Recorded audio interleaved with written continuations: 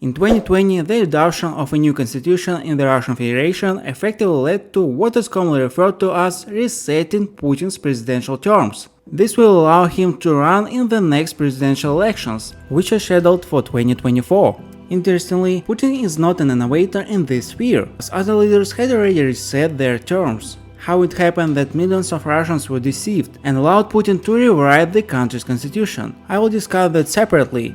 But in this video we'll talk about who and how extended their terms and what it led to.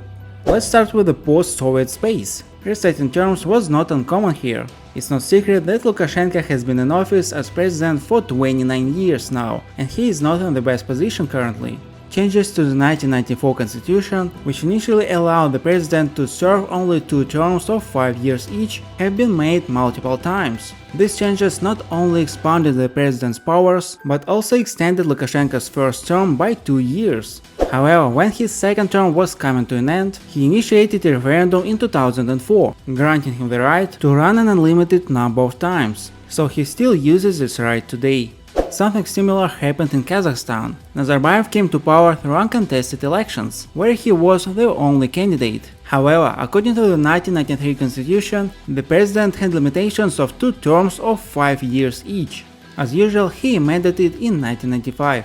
2 referendums were held. The first extended Nazarbayev's term until 2000, and the second introduced a new constitution. Thanks to these changes, Nazarbayev extended his rule for 4 more years and reset his terms. After the 1999 elections, changes were introduced into the main law, allowing the incumbent president to run again. Nazarbayev became the first president of Kazakhstan after the USSR.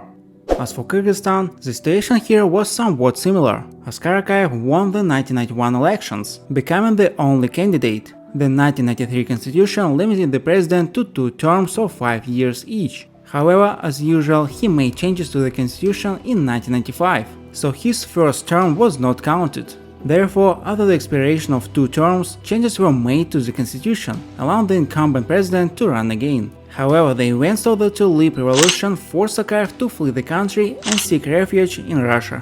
Also in Ukraine there was an interesting case concerning 2 terms. Leonid Kuchma ruled for 2 consecutive terms from 1994 to 2005. The constitution adopted in 1996 reset his first term. However, Kuchma decided not to go for a 3rd term and did not use this change to his advantage.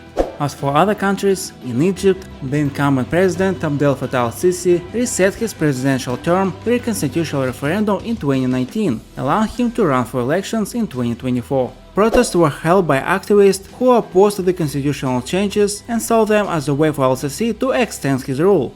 However, the government responded with measures to suppress dissent, including restrictions on protest and arrest of activists. In Bolivia, Evo Morales, a former coca farmer and leader of the indigenous movement, came to power in 2005. He was the first indigenous president in the country's history and enjoyed broad support among the poor and indigenous population. However, to bypass term limits on the presidency, Morales held a referendum in 2008 on a new constitution. This constitution imposed a limit of 2 terms but was passed after his first term. Therefore, Morales argued that his first term should not be counted, and he was re-elected for a 2nd term. Then, in 2019, following disputed elections and subsequent mass protests, Morales resigned and fled the country, relinquishing his claims to power. Hugo Chavez first came to power in 1998 and reset the term limits of his presidency twice during his rule. Right after taking office, he initiated a constitutional reform in 1999 that reset 2 years of his first term. Consequently, the 2000 elections were considered his first term. The second reset of his presidency occurred in 2009, when a referendum was held to remove term limits for 2 terms. Thanks to this change, Chavez was able to run in the 2012 elections. Despite his candidacy being allowed and his victory in those elections, he never managed to take office due to illness and imminent death. In Burkina Faso, the dictator Blaise Compaoré held power for 27 years, made possible through various manipulations and reforms. He came to power through a military coup in 1987 and subsequently implemented several constitutional reforms to bypass term limits. However, this sparked massive protest and eventually led to his resignation and flight from the country in 2014. In the United States, Franklin D. Roosevelt served as president from 1933 to 1945, which means he held the office for 4 consecutive terms. Roosevelt was not a dictator. He did not break the law or rewrite the Constitution. He was an exceptional case and was due to the extraordinary circumstances of the time.